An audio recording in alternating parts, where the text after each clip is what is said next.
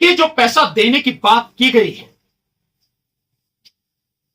वो पैसा 50,000 रुपए देने की घोषणा इस बात को सिद्ध करती है कि यूपी सरकार ने पिछले तमाम सालों में कोई काम नहीं किया। पिछले 9 साल का अगर उनका रिकॉर्ड उठा के देख लें या बात कर लें, तो ये इस बात को सिद्ध करता है कि सरकार ने कोई काम नहीं किया। अगर काम किया होता तो 50,000 रुपए देने की क्यों जरूरत पड़ती? 50,000 रुपए क्यों दे रहे हैं आप, जब आप कह रहे हैं कि 60 करोड़ 62 करोड़ लोग आपके कुंभ में आए, आपका बड़ा डंका बज रहा है। राम मंदिर में डकैती डालने के बाद भी, इतनी भयानक डकैती डालने के बाद, जिसमें बीजेपी आरएसएस सब पूरे ये लोग शामिल हैं,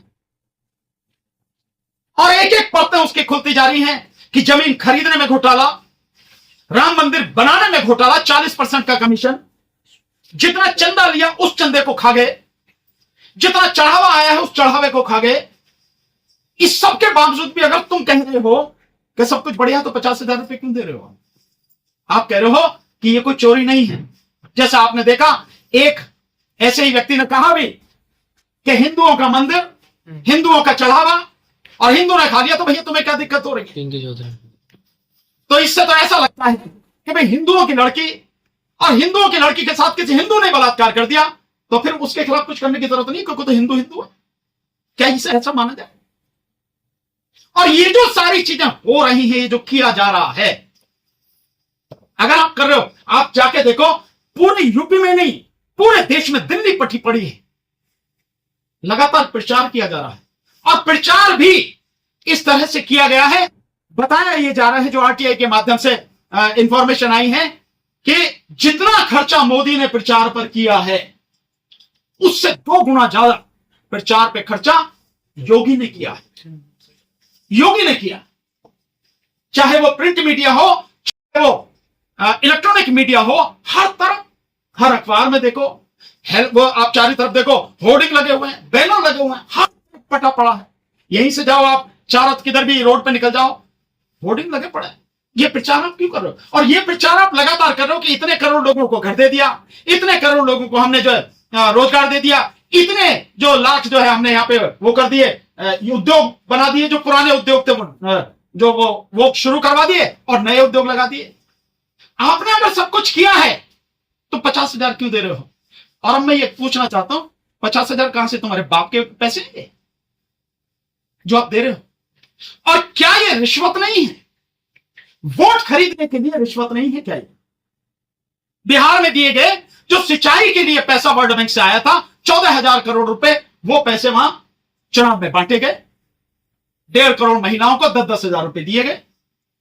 और अब ये 50,000, ये जो रुपए दिए जाएंगे, 50,000 रुपए क्यों? इनके तो पैसे ज्यादा बनते हैं, इन्हें तो कम से कम आप, कम से कम अगर मैं मानूं तो पिछले 10 साल में इनका जो है कम से कम अगर पैसा इनका बनता है तो वो 25 लाख बनता है। दो ना आप, क्यों 50,000 क्यों? 25-25 लाख रुपए दो इनको, सबको इनका पैसा लूटाया आपने। तो ये सिर्फ इस बात को सिद्ध करता है कि कोई काम नहीं किया। अब प्रचार, वैसे भी भाजपा सरकार का, मोदी सरकार का यह है कि 40 से 42% जो पैसा है किसी भी उसके लिए, उससे प्रचार पे खर्च होता है, केवल प्रचार पर।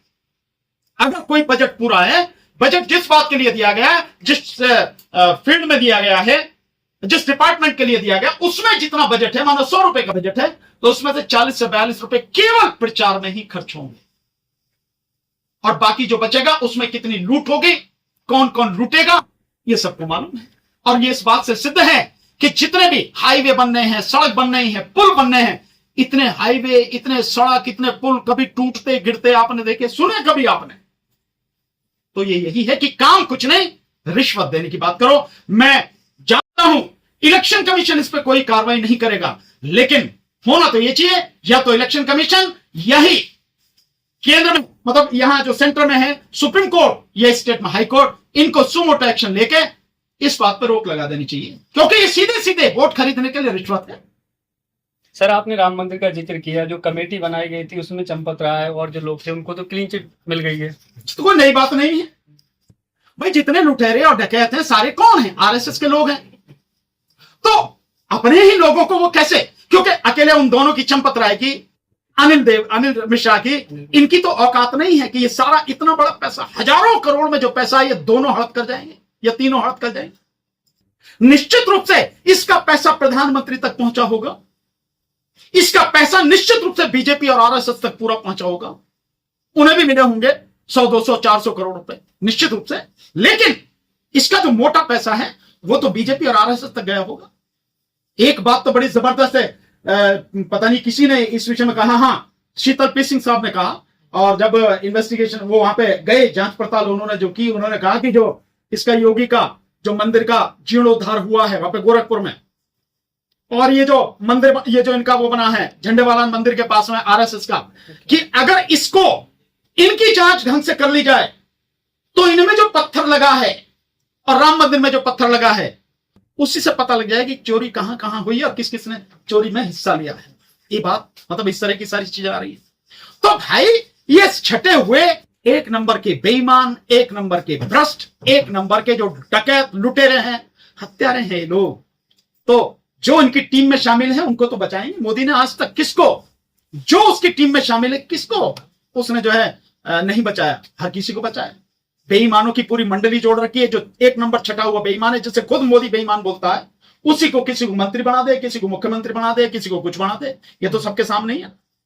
तो नहीं करेंगे ये, और ये आज नहीं तो पहले से मालूम था कि कोई भी व्यक्ति जो इसमें शामिल है, सरकार उसको क्लीन चिट देकर साफ कर देगी कि इसका कोई हाथ में लेना दिए। फंसेगा कौन? फंसेंगे वही छोटे मोटे कीड़े मकोड़े जो है ना, वही फंसेंगे और कुछ नहीं। सर रामपुर में जौहर यूनिवर्सिटी लगातार योगी सरकार के निशाने पर है। पहले बुलडोजर से गिराने की बात कही गई, अब ईडी रेड हो रही है, क्या कहेंगे सर? नहीं देखिए, वो अपने जो घिनौनी जो उनकी साजिश है, जो उनकी करतूतें हैं, उनमें आप किसी तरह की कमी कभी नहीं देखेंगे। आप ये सोचते हो कि भाई ये चुप बैठ जाएंगे, नहीं, वो कोई ना कोई हथकंडा उस मुद्दे को जिंदा रखने के लिए, उस मुद्दे पर समाज को बांटने के लिए कोशिश करते रहेंगे, चाहे ईडी हो, चाहे सीबीआई हो, चाहे कोई भी हो। पर मैं समझता हूं कि लोग अब जाग गए हैं। कम से कम मुझे पक्का विश्वास है कि जौहर यूनिवर्सिटी को अब ये गिरा नहीं सकेंगे। इनकी अब इतनी औकात नहीं रही कि जौहर यूनिवर्सिटी को गिरा सके। हो सकता था पहले कभी बात हो जाती, अब संभव नहीं है। अब इस देश का जो युवा है वो जाग चुका है, और वो जाग चुका है, ये समझ चुका है कि स्कूलों का, कॉलेजों का, इंस्टीट्यूशंस का, यूनिवर्सिटीज का क्या महत्व है। उस जौहर यूनिवर्सिटी में 3000 बच्चे पढ़ते हैं। उन 3000 बच्चों के भविष्य से खिलवाड़ इस देश का जेनजी अब नहीं होने देगा, इस देश के लोग नहीं होने देंगे। पर ये अपनी घिनौनी साजिश को कामयाब करने के लिए कुछ ना कुछ षड्यंत्र करते ही रहेंगे। तो ये उसी का हिस्सा है, इसे ये कर रहे हैं। बहुत सारी जगह ये देखा जा रहा है कि जो स्कूल की वीडियो बना रहे हैं लोग, उनके खिलाफ कार्रवाई कर रहे हैं बीजेपी के लोग। जिस तरह से बंगाल में एक मामला सामने आया था कि उसके बाप को मार दिया था, राजस्थान में रोक लगा। देखिए, ये जो सारी चीजें हैं, ये इस बात को पुख्ता करती हैं कि इन्होंने इस देश के एजुकेशन सिस्टम को पूरी तरह से खत्म कर दिया है। ये बात इसी से सिद्ध हो रही थी कि हर दिन जब 25 स्कूल बंद हो रहे हैं, और बता रही है, जो कांग्रेस ने बताया कि 94,000 स्कूल बंद हो चुके हैं, और इसकी भी जरूरत नहीं है, सरकार का अपना डाटा है UDIS प्लस करके, उससे जो सरकार का डाटा है उससे से निकाल के आप देख लो, आपको पता लग जाएगी कि कितने कर चुके हैं। और जो नेशनल एजुकेशन पॉलिसी 2020 सरकार की है, उससे पता लग जाएगी कितने बंद कर चुके हैं, कारण क्या है, और कितने और बंद करने जा रहे हैं।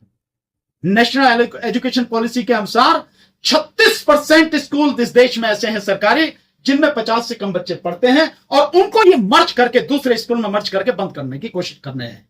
तो 27,235 करके योगी ने बंद किए, बंद करने की घोषणा की। इसी आधार पर नेशनल एजुकेशन पॉलिसी के बेस पर ही ये बाकायदा लिखा है उसने, जो योगी ने बंद करने की बात की, कि ये इसलिए बंद किए जा रहे हैं, इनको दूसरे स्कूलों में, क्योंकि इनमें 50 से कम बच्चे पढ़ते हैं, तो इनको दूसरे स्कूलों में मर्ज करने की बात हो रही है। ठीक है, तो ये इनकी पॉलिसी है। और किसी भी व्यक्ति को वहां की सूचना सामने ना आ जाए, वहां की फोटोग्राफ ना आ जाए कि छत टूटी हुई है, कि बाथरूम नहीं है, कि लाइब्रेरी नहीं है, कि वहां पे जो उसके लिए लैब नहीं है, ठीक है, टीचर्स नहीं है, कुर्सियां नहीं है, ये सारी चीजें, बिजली नहीं है, ये सब चीज सामने आ जाए, इसीलिए रोका जा रहा। तो ये बात इस बात को सिद्ध कर रही है कि आरएसएस ने इस देश में एजुकेशन सिस्टम को पूरी तरह से खत्म कर दिया है, ध्वस्त कर दिया है। आरएसएस नहीं चाहती इस देश के बच्चे पढ़ जाएं और इस काबिल हो जाएं कि आगे बढ़ें और सवाल पूछें और संघर्ष करें अपने हक के लिए। इसलिए सब कुछ किया जा रहा है। और बहुत दुखद है कि जो पश्चिम बंगाल में उस बच्चे के जो गया था वहां ये सारी जानकारी हासिल करने, उस पर हमला किया और उसके पिताजी की डेथ हो गई। मेरी संवेदनाएं उस परिवार के साथ में है, उन सबके साथ में है जिनके साथ ये एक बड़ा जघन्य अपराध हुआ है। और मैं समझता हूं कि पुलिस को इस पर कड़ी से कड़ी कार्रवाई करनी चाहिए और जो दोषी है कोई भी हो बचना नहीं चाहिए।